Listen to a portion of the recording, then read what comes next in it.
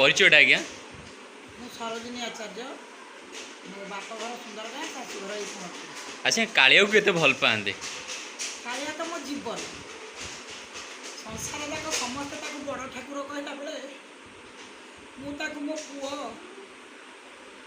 ମୋ ଗେଲୁ, ମୋ ଧନ, ରାଗିଲେ କାଳିଆ ବୁଆରେ, ନିଆଁ ଲଗାରେ, ପୋଡ଼ା ମୁହଁରେ ବୋଲି ଗାଳି ଦେଇଥାଏ। ଆଜ୍ଞା। अच्छा किसी अभुला स्मृति रही तार? ତା ସ୍ମୃତି ତ କହିଲେ ସରିବନି। ମୋ ଜୀବନର ପ୍ରତି ପଦକ୍ଷେପରେ ମୁଁ ତାକୁ ଅନୁଭବ କରେ। ଆଜି ପର୍ଯ୍ୟନ୍ତ ମୁଁ ବୁଢ଼ୀ ହେଲିଣି, କେବେ ମୋ ଅଗଗୋଡ଼ରେ ସେ କଣ୍ଟା ବାଜିବାକୁ ଦେଇନି। ତାର ଗୋଟେ ଅଭୁଲା ସ୍ମୃତି ମୁଁ କହୁଛି। ମୁଁ ଭାରି ଦୁଷ୍ଟ ଆଉ ରାଇଟିଆ ଲୋକ, କାହାକୁ ଠିକ୍ କଥାରେ ଛାଡ଼େନି। ତେଣୁ ମୋର ବହୁତ ଜାଗାରେ ଲୋକ ବାହାଘର ଭାଙ୍ଗୁଥିବେ, କିନ୍ତୁ ସୁନ୍ଦରଗାଁ ମୋ ବାପ ଘର ଗାଁରେ ରଥ କରିବା କଥା ଜାଣିଥିବ। ସେଇ ରଥରେ ମୋତେ 9 ଦିନ କାଳ ମାଉସୀ ବୋଲି ସମସ୍ତେ ଡାକନ୍ତି।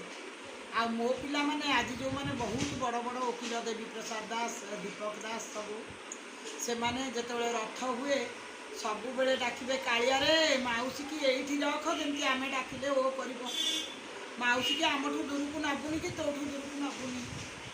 ସତକୁ ସତ କାହିଁ କାହିଁ ଦୂର ଜାଗାରେ ଲୋକ ଭାଙ୍ଗିଲା ପରେ ବି ମୋତେ କାଳିଆ ଏଇ ବାଟ ଦିଖୋଜରେ ରଖିଲା। ମୋ ଭଳିଆ ଉଦଣ୍ଡ ଲୋକ ଏଇ ଦିଖୋଜରେ ରହିବ ବୋଲି କେହି କଳ୍ପନା ବି କରିନଥିଲେ। ଆଜ୍ଞା। ଏଇଟା ସବୁଠୁ ବଡ଼ ଅନୁଭୂତି ତା ପାଇଁ। ए वर्ष रथ आसूची केमती पालन हम सुंदरगाँ? ରଥ ତ ବହୁତ ଭଲ ଭାବେ ପାଳନ ହେବ ସବୁ ବର୍ଷ ଭଳିଆ। ରଥ ପାଳନ କରିବା ପାଇଁକି ପିଲାମାନେ ଆଜିଠୁ ଲାଗିଗଲେଣି। ଆଉ ରଥ ପାଳନ ପାଇଁକି ଆଉ ଅଧିକା କ'ଣ କହିବି, ତମେ ତ ବାପା ଯାଉଛ ସବୁ ଦେଖୁଛ। କାଳିଆ ପାଇଁକି ତ କାଳିଆ ବାହାରକୁ ଆସିବ ବୋଲି ସମସ୍ତେ ପାଗଳ ଭଳିଆ ଅପେକ୍ଷା କରିଥାନ୍ତି ବର୍ଷକରେ ସେଇ ଦିନଟି ପାଇଁକି। ଗାଁ ଯାକ ଲୋକଙ୍କର ଖାଇବା ପିଇବା ସବୁ ବାଉଳା ଚାଉଳା ହେଇଯାଏ, କେମିତି କାଳିଆକୁ ରଥରେ ଦେଖିବେ। ଆଜ୍ଞା। ଏମିତି ଯିବେ ରଥ ଟାଣିବାକୁ ଯିବେ? ମୁଁ ତ ନିଶ୍ଚୟ ଯିବି। ଯଦି ମୁଁ ନ ଯିବି ପିଲାମାନେ ଆସି ଦାଣ୍ଡରେ ଗାଡ଼ି ଲଗେଇବେ। ଆଜ୍ଞା ତାକୁ ଦେଖିଲେ କାହିଁକି ସମସ୍ତଙ୍କ ଆଖିରେ ଲୁହ ଝରି ପଡ଼େ?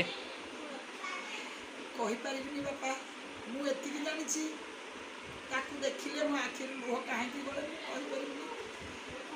ମୁଁ ଯଶୋଦା ନୁହେଁ କି ଦେବକୀ ନୁହେଁ, କିନ୍ତୁ ତା ପାଇଁ ଗୋଟିଏ ଲେଖିଛି ଆଉ ନିଜେ ବି ଗାଏ। ନୁହେଁ ପଦ୍ମାବତୀ କୌଶଲ୍ୟା କୈକେୟୀ,